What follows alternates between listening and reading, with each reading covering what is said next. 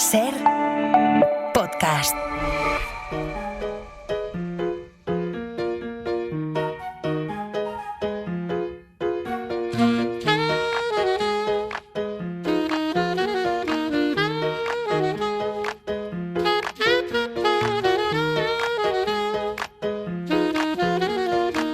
Coordenada 25, con Aimar Bretos.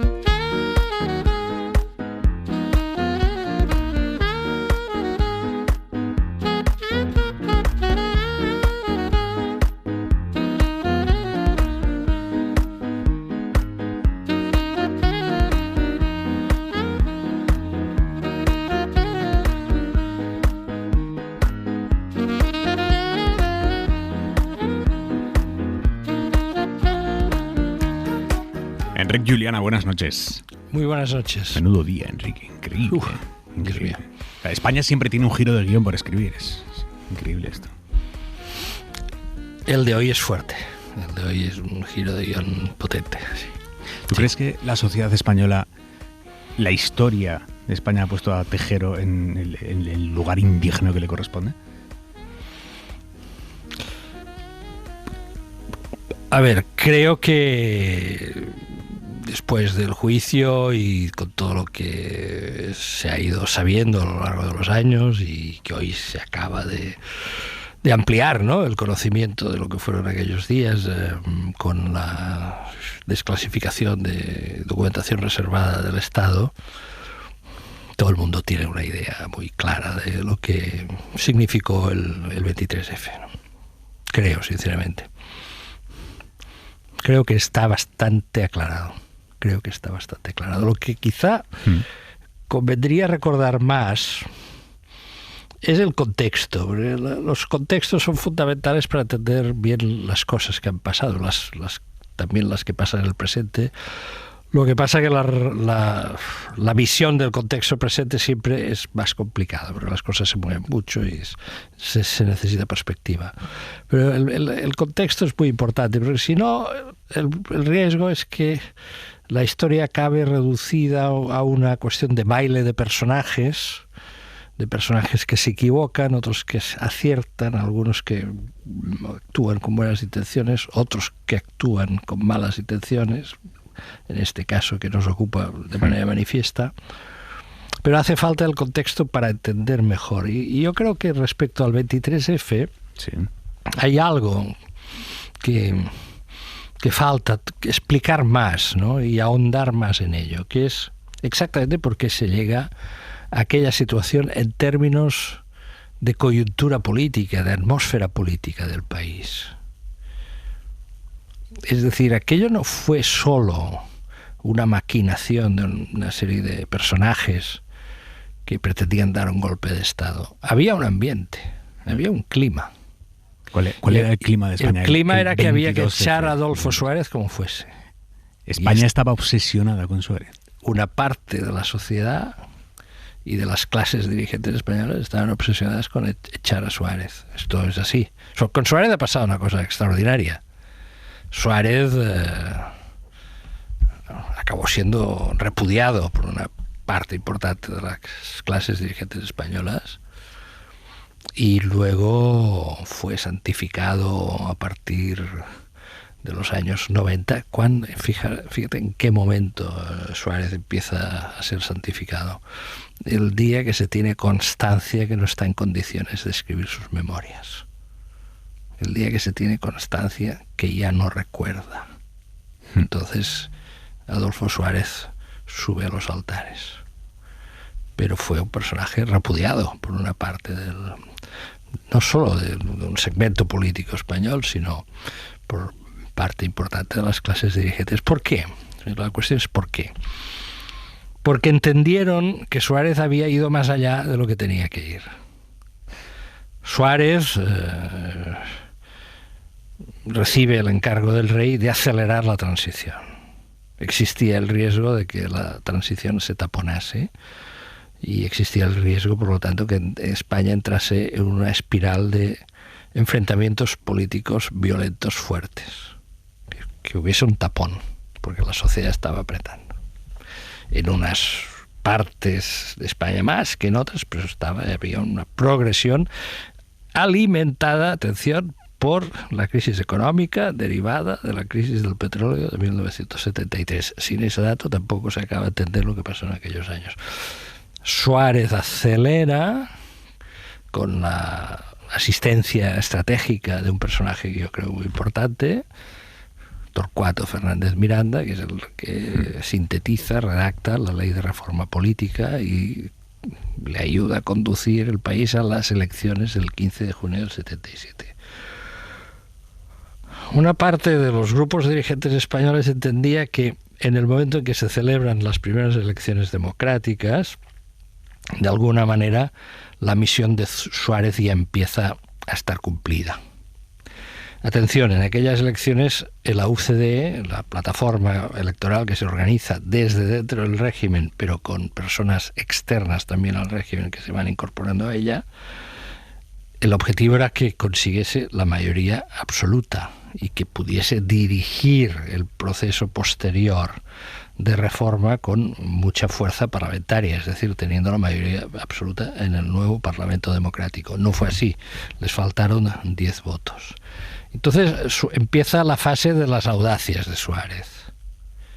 Las audacias. Primera audacia, pactar el regreso de Josep Tarradellas a Cataluña con el título de presidente de la Generalitat, a cambio de que se ponga al frente de un gobierno de unidad en Cataluña que de alguna manera diluya la fuerza preeminente que había conseguido la izquierda en las primeras elecciones democráticas.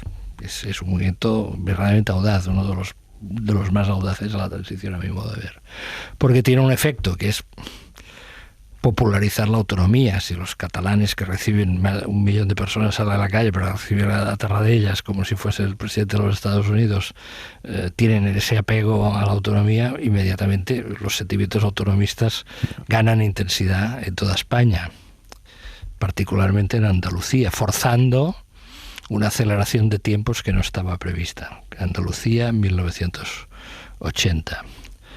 Suárez abre un proceso constituyente. Podía haber hecho otra cosa, que es haber buscado un pacto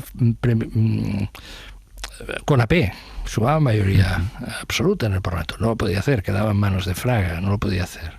Pero es que además entendió que con los resultados electorales del 15 de junio del 77 era conveniente abrir un proceso constituyente abierto, que es lo que se hizo. Y entonces viene la acusación que se empieza a hacer desde distintos sectores: está yendo demasiado lejos, está haciendo demasiadas concesiones, está haciendo demasiadas concesiones a la izquierda. Y empieza a recibir críticas de la patronal, que le acusa de populismo, de ser demasiado concesivo con los sindicatos después de los pactos de la Moncloa. Digámoslo todo, los trabajadores renunciaron a una parte del poder adquisitivo de sus salarios para poder frenar la inflación en España, que galopaba hacia el 30% en julio del 77. La banca se pone en contra de él. La Iglesia, que había sido neutral en el periodo de transición, durante el debate de la Constitución, no entra en combate político, pero ya a partir del 79 empieza a cambiar la posición de la Iglesia, porque ha cambiado el Papa, ya no está Pablo VI, está Juan Pablo II. El partido se le empieza a romper, porque ya no todos le reconocen como el líder que quiere continuar, que ha de continuar más tiempo. De alguna manera, todos estos sectores confluyen en un punto. Suárez ya ha hecho lo que tenía que hacer y ahora tiene que irse, y hay que dar pie a la formación de un partido de derecha conservadora liberal en España fuerte. Esta era la idea. Pero Suárez no se va. Es más, empieza a girar un poco a la izquierda. Retrasa el ingreso de España en la OTAN. Atención, no es poca cosa. Se abraza con Yasser Arafat, el jefe de la OLP, en Madrid. Y llega un momento, ya en 1980, que la situación se convierte en irrespirable. Hay, por decirlo en términos que nos podemos entender ahora, el que puede hacer que haga. Este era un poco el toque que recorría la sociedad, ¿no? ¿Quién estaba de su lado? ¿Tenía aliados? Había gente en UCD que estaba a su lado. Estaba a su lado de alguna manera, pero en términos tácticos estaba a su lado o cerca de él, dispuesto a pactar con el Santiago Carrillo. Lo que pasa es que Santiago Carrillo le estalla también un problema interno en el Partido Comunista. Complejo, un sector que cree que han cedido demasiado los pactos de la Moncloa, que la política eurocomunista es una política en el fondo reformista, etcétera, etcétera, y los jóvenes reformistas que creen que la dirección que encarna Carrillo es demasiado mayor, son gente demasiado mayor y que hay que rejuvenecer, y el PC entra en crisis también, ¿no? Yo creo pues tenía gente dentro de UCD que le fue fiel, pero cada vez fue perdiendo apoyos, ¿no? Y llega un momento que él presenta la dimisión, porque de lo que hoy, de algunas cosas que hoy se han sabido, yo creo que él lo sabía todo, ¿no? Sabía que habían diversas tramas en España que estaban conspirando para dar un golpe de Estado, para intentar un golpe de Estado. Él era perfectamente de la situación y de su situación. Sí. Con lo cual, atención, no quiero decir con ello que todos estos sectores que criticaban a Suárez estuviesen buscando un golpe de Estado. No. O sea, estos hacían una crítica política legítima y ponían sobre la mesa una cuestión que tiene sentido. Queremos un partido de centro-derecha que no sea una UCD que tiene tentaciones de centro-izquierda. Planteaban básicamente esto. Estaban diciendo queremos lo que hoy es el Partido Popular, lo que fue el Partido Popular a partir de los años 90 cuando lo coge Aznar. Estaban demandando eso. ¿Qué calculó mal la Ahora, máquina? cuando se crea un ambiente, claro, si además tú tienes un país en el que hay sectores militares que creen que ese hombre les había traicionado, que lo creían así, que están tramando, que están conspirando, pues evidentemente, pues si acercas el mechero a la gasolina, pues un día se enciende, ¿no? Los golpistas creyeron que España era más franquista de lo que terminó siendo. ¿Cuál fue el mal cálculo? Posiblemente sí, vivían en sus propias burbujas. En aquel momento no se hablaba de burbujas, no había redes sociales, pero estaba el diario El Alcázar, que cada día publicaba apelaciones de carácter golpista y algunos incluso mensajes en clave, ¿no? O sea, no existían las redes, existía el Alcázar, existían los círculos, ¿no? Y además estaban instalados en instancias de mando del ejército. Esto es lo grave, o sea, es decir, tenían una cierta capacidad como de mostrar, pues, de intentar algo.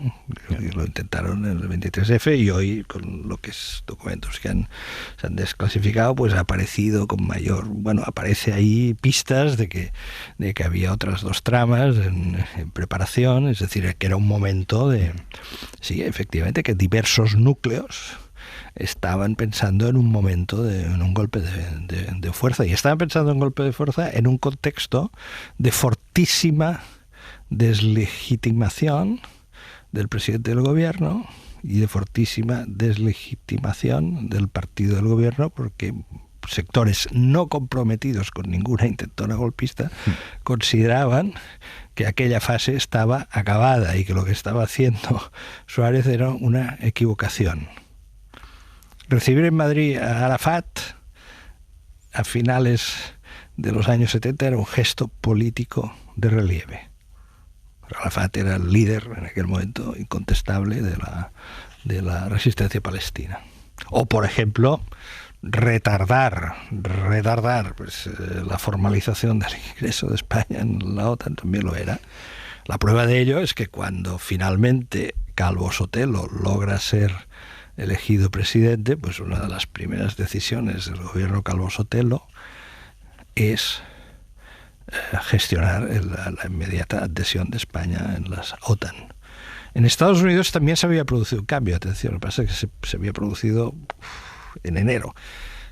Se había extinguido el mandato de Jimmy Carter, La Constitución se hace con Carter en la presidencia de los Estados Unidos. Yo siempre he tenido dudas de que si el presidente de Estados Unidos hubiese sido otro, no sé si la Constitución española diría exactamente lo que dice hoy. Los norteamericanos no interfirieron.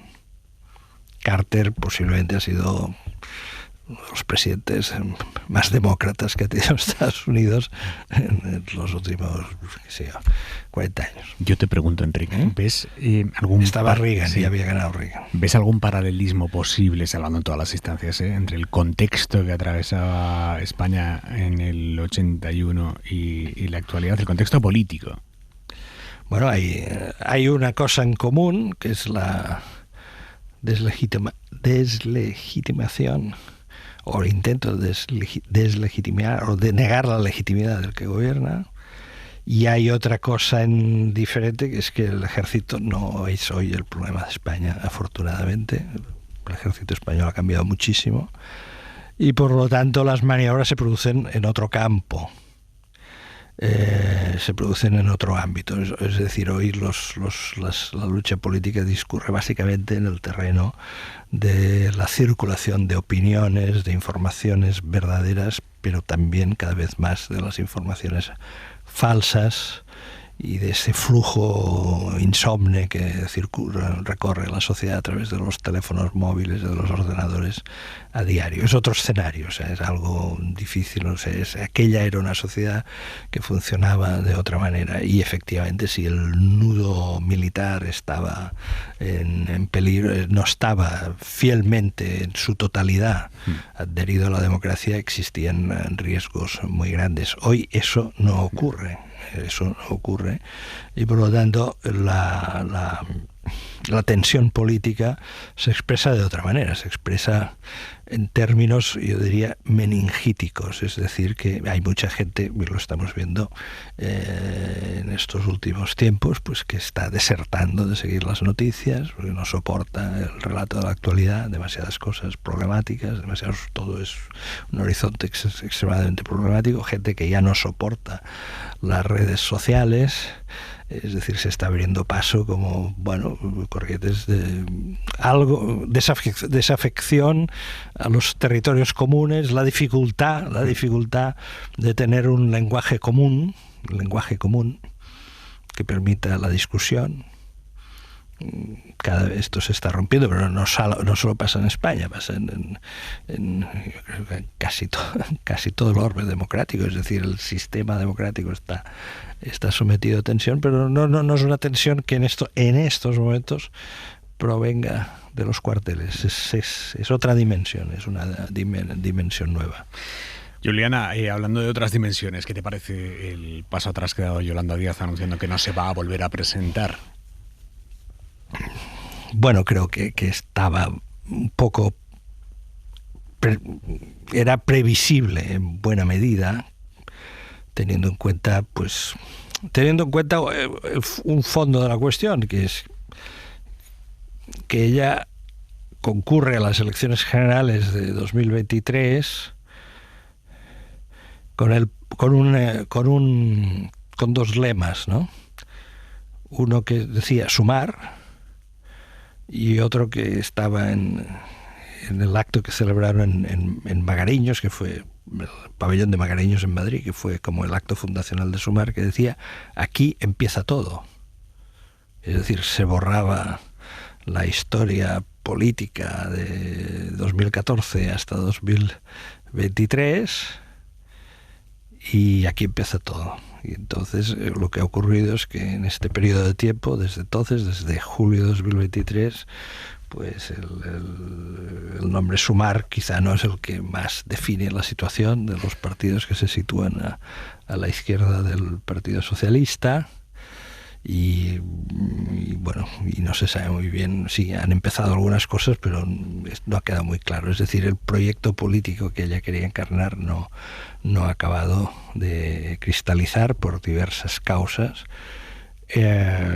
y por lo tanto pues tiene sentido que si tú lanzas un proyecto político que no se realiza, que no cuaja, pues que ahora ceda el paso y sean otras personas que intenten, y exactamente nos dirán exactamente qué es lo que van a intentar, si pueden sumar o si eso le van a dar ese nombre o le van a dar otro nombre. Yo solo puedo añadir una cosa. A mí me parece que Yolanda Díaz es una de las personas de la izquierda española después de la crisis económica que ha tenido en un momento determinado una situación excepcionalmente favorable para ella. Estaba muy bien considerada por los medios de comunicación en general.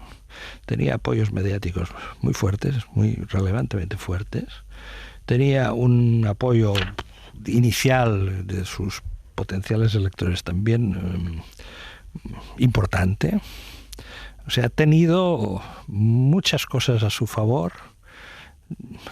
No le han atacado, evidentemente, en la lucha política se ataca, pero no ha sufrido lo que han sufrido otros dirigentes políticos y en cambio no ha sabido conducir la situación. Quizá porque la situación no era fácil de conducir, cuidado, no es fácil. No es fácil, sobre todo por una razón, porque el Partido Socialista en un momento dado decidió de esta legislatura que quiere ocupar el máximo territorio que pueda de la izquierda. Entonces, si tu aliado te va de tu terreno, lo tienes también un poco más complicado. Pero bueno, yo creo que Yolanda Díaz dejará, en el momento que lo deje, porque sigue como vicepresidenta segunda del gobierno, pues dejará, creo sinceramente, un buen recuerdo como ministra de Trabajo. Juliana, gracias. Buenas noches. Buenas noches. Para no perderte ningún episodio, síguenos en la aplicación o la web de la SER, Podium Podcast o tu plataforma de audio favorita.